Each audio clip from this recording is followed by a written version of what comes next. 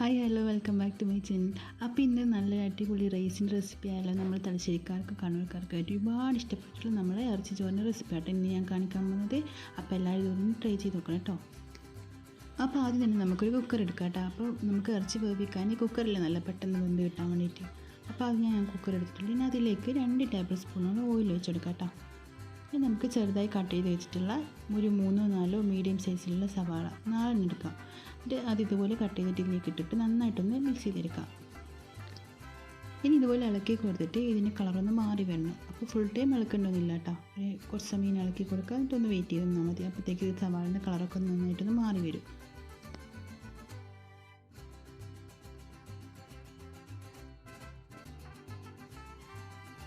ഇപ്പം നമ്മൾ സവാളിൻ്റെ കളറൊക്കെ മാറി വന്നിട്ടുണ്ട്. ഇനി ഇതിലേക്ക് നമുക്ക് തക്കാളി ഇട്ട് കൊടുക്കണം. അപ്പോൾ 4 മീഡിയം സൈസിലുള്ള സവാള എടുത്തപ്പോൾ നമുക്ക് 8 മീഡിയം സൈസിലുള്ള തക്കാളി എടുക്കാം കേട്ടോ. ഇതിന് ഇതുപോലെ ഒന്ന് കട്ട് ചെയ്തിട്ട് ഇതിലേക്ക് ഇട്ട് കൊടുക്കുക. ഇനി നമുക്ക് എരിവിന് ആവശ്യമായിട്ടുള്ള പച്ചമുളക് ജസ്റ്റ് ഒന്ന് ക്രഷ് ചെയ്തിട്ട് ഒരു 8-6 നിങ്ങളുടെ എരിവിനനുസരിച്ചിട്ടുള്ള പച്ചമുളക് ഇട്ട് കൊടുക്കുക കേട്ടോ. നമുക്ക് 1 ടേബിൾ സ്പൂണോളം ജിഞ്ചർ ഗാർലിക് പേസ്റ്റ് ഇട്ടാൽ അത് അതുപോലെ തന്നെ ഇടണം. ഇതിന് റൈസിനൊക്കെ കണക്കായിട്ടുള്ള അളവിൻ്റെ ആട്ടെ 1 ടേബിൾ സ്പൂണ്. ഇനി നന്നായിട്ട് അരച്ചെടുക്കാതെ ഇതുപോലെ ക്രഷ് ചെയ്തിട്ട് ഇടണം. ഇപ്പോൾ നമ്മൾ സവാളയും തക്കാളിയും പച്ചമുളകും ഇഞ്ചിയും വെളുത്തുള്ളിയൊക്കെ നന്നായിട്ട് മിക്സ് ആക്കി ഇട്ടിട്ടുണ്ട്. ഇനി ഇതിലേക്ക് നമുക്ക് പൊടികൾ ചേർത്ത് കൊടുക്കാം. ഒരു 1/4 ടീസ്പൂണോളം മല്ലിപ്പൊടിയും 3 ടീസ്പൂണ് മഞ്ഞൾപ്പൊടി, 1 ടീസ്പൂണോളം ഗരം മസാല, 1 ടീസ്പൂണോളം കുരുമുളക് പൊടി ഇട്ട് കൊടുക്കാം കേട്ടോ. അപ്പോൾ കുരുമുളക് കുറച്ച് കൂടിപ്പോയാലും കുഴപ്പമൊന്നുമില്ല കേട്ടോ, നല്ലൊരു ടേസ്റ്റ് ആയിരിക്കും ഉണ്ടാകാൻ. ഇതിലേക്ക് ഒരു 1/2 ടീസ്പൂണോളം മുളക് പൊടിയും ആവശ്യത്തിന് ഉപ്പും കൂടി ഇട്ട് നന്നായിട്ടൊന്ന് മിക്സ് ചെയ്തെടുക്കണം.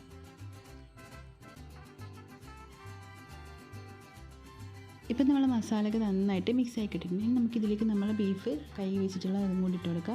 എന്നിട്ട് നന്നായിട്ട് ഒന്നും കൂടി ഒന്ന് മിക്സ് ചെയ്തിട്ട് നമുക്കിതിന് ആവശ്യമായിട്ടുള്ള വെള്ളവും കൂടി ഒഴിച്ച് കൊടുക്കണം കേട്ടോ. അപ്പോൾ ഈ ഇറച്ചി മുങ്ങിക്കെടുക്കുന്ന അത്രത്തോളം നമുക്ക് വെള്ളം ഒഴിച്ച് കൊടുക്കുക. എന്നിട്ട് നന്നായിട്ട് ഒന്നും കൂടി ഒന്ന് മിക്സ് ചെയ്തിട്ട് നമുക്കിത് അടച്ച് വെച്ചിട്ട് ഒരു 8 പീസിലെടുക്കുന്നത് വരെ നന്നായിട്ടൊന്ന് വേവിച്ചെടുക്കണം. അപ്പോൾ കുറച്ച് ഉപ്പ് കുറവായതുകൊണ്ട് ഞാൻ കുറച്ചുകൂടി ഉപ്പ് ഇട്ട് കൊടുത്തിട്ടുണ്ട്. ഇനി ഇത് അടച്ച് വെച്ചിട്ട് നന്നായിട്ടൊന്ന് വേവിച്ചെടുക്കാം. ഇപ്പോൾ നമ്മൾ ബീഫൊക്കെ നന്നായിട്ട് വെന്തിട്ടുണ്ടെങ്കിൽ ഇതൊരു സൈഡിലേക്ക് മാറ്റി വെക്കാം. ഇനി നമുക്ക് കുറച്ച് വലിപ്പത്തിലൊരു പാത്രം എടുക്കാം കേട്ടോ. ഇനി ഇതിലേക്ക് നമുക്ക് 2 ടേബിൾ സ്പൂണോളം ഓയിൽ ഒഴിച്ച് കൊടുക്കുക. 1 ടേബിൾ സ്പൂണ് ഗീ ഒഴിച്ച് കൊടുക്കാം കേട്ടോ. 1/2 kg അത് ഒഴിച്ച് കൊടുത്തതിന് ശേഷം നമുക്കിതിലേക്ക് ആവശ്യത്തിനുള്ള സ്പൈസസും കൂടി ഇട്ട് കൊടുക്കാം. ഇനി ഇതിൻ്റെ കളറൊക്കെ ഒന്ന് മാറി വരുന്ന സമയത്ത് നമുക്കിതിലേക്ക് ഒരു സവാള, ചെറിയൊരു സവാള ഇതുപോലെ കട്ട് ചെയ്തിട്ട് ഇട്ട് കൊടുക്കുക. ഇനി നമുക്ക് അത്യാവശ്യത്തിന് ഇതിൽ വേണ്ടതാണ്, ഒഴിവാക്കാൻ പറ്റാത്തതാണ് കുറച്ച് കറിവേപ്പില, കുറച്ച് കൂടുതൽ കറിവേപ്പില തന്നെ ഇട്ട് കൊടുക്കുക. എന്നിട്ടൊന്ന് മിക്സ് ചെയ്തതിന് ശേഷം നമുക്കിതിലേക്ക് ആവശ്യത്തിനുള്ള വെള്ളം ഒഴിച്ച് കൊടുക്കാം. അപ്പോൾ ആദ്യം തന്നെ നമ്മൾ റൈസിനനുസരിച്ചിട്ടുള്ള വെള്ളം ഒഴിച്ച് കൊടുക്കരുത്, കാരണം നമ്മൾ ബീഫിൽ വെള്ളം ഉള്ളതാണ്. അപ്പോൾ ആദ്യം നമുക്ക് കുറച്ച് വെള്ളം ഒഴിച്ച് കൊടുക്കുക.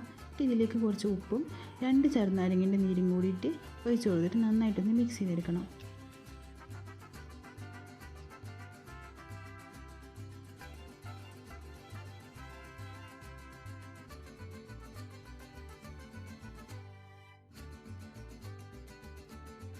ഇതിലേക്ക് നമുക്ക് മല്ലിയില ഇട്ട് കൊടുക്കണം കുറച്ച്. അപ്പം മല്ലിയുടെ ടേസ്റ്റ് അത്ര ഇഷ്ടമില്ലാത്ത ആൾക്കാരാണെങ്കിൽ നമുക്ക് ഇറച്ചി വേകുന്ന സമയത്ത് ഇട്ട് കൊടുക്കാം കേട്ടോ. അപ്പോൾ അത്ര മല്ലിയുടെ ടേസ്റ്റ് അങ്ങനെ അറിയത്തില്ല.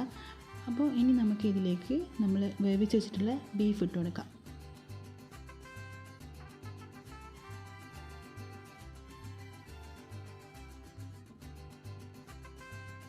ഇനി നന്നായിട്ടൊന്ന് മിക്സ് ചെയ്ത് കൊടുക്കാം. ഇനി മിക്സ് ചെയ്തൊന്ന് തിള വരുന്നത് നമുക്കൊന്ന് വെയിറ്റ് ചെയ്യാം.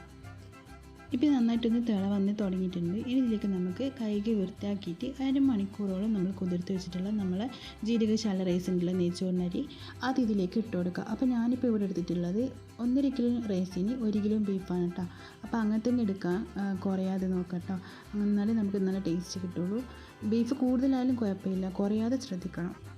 ഇതിൽ വെള്ളത്തിൻ്റെ അളവെങ്ങനെ നോക്കാമെന്ന് വെച്ച് കഴിഞ്ഞാൽ നമ്മളിപ്പോൾ റൈസ് ഇട്ടു. ഇനി ഈ റൈസ് ഇട്ടതിന് ശേഷം വേണം നമ്മൾ വെള്ളത്തിൻ്റെ അളവൊന്ന് നോക്കാൻ വേണ്ടിയിട്ട്. അപ്പോൾ ആ സമയത്ത് നമുക്ക് ആവശ്യത്തിന് വെള്ളം വേണമെന്നുണ്ടെങ്കിൽ ഒഴിച്ച് കൊടുക്കാം കേട്ടോ. ഇപ്പോൾ നമ്മൾ റൈസ് ഇട്ട് ഒന്ന് ഇളക്കിയതിന് ശേഷം റൈസിൻ്റെ മുകളിൽ കുറച്ച് അധികമായിട്ട് 1 ഇഞ്ചോളം വെള്ളം ഇങ്ങനെ പൊങ്ങിക്കിടക്കുന്നുണ്ടെങ്കിൽ നമുക്ക് ആ വെള്ളം മതിയാവും ഈ റൈസ് വെന്ത് കിട്ടാൻ വേണ്ടിയിട്ട്. അപ്പോൾ ഇപ്പോൾ അതുപോലെ ഉള്ളതുകൊണ്ട് ഞാൻ കൂടുതൽ വെള്ളമൊന്നും ഇതിലേക്ക് ചേർക്കുന്നില്ല. ഇനി ഇതൊന്ന് അടച്ച് വെക്കാം കേട്ടോ.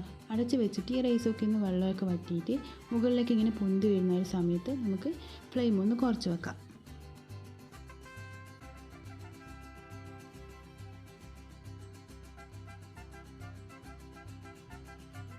ഇതിപ്പോൾ നമ്മൾ റൈസൊക്കെ നന്നായിട്ട് വെള്ളമൊക്കെ വറ്റിയിട്ട് ഇതുപോലെ ഇങ്ങനെ മുകളിലേക്ക് വന്നിട്ടുണ്ട്. ഇനി ഇത് നന്നായിട്ടൊന്ന് മിക്സ് ചെയ്ത് കൊടുക്കാം കേട്ടോ. എന്നിട്ട് അടച്ച് വെക്കാം. ഒരു 5 മിനിറ്റും കൂടി അടച്ച് വെച്ചിട്ട് വേവിക്കാം.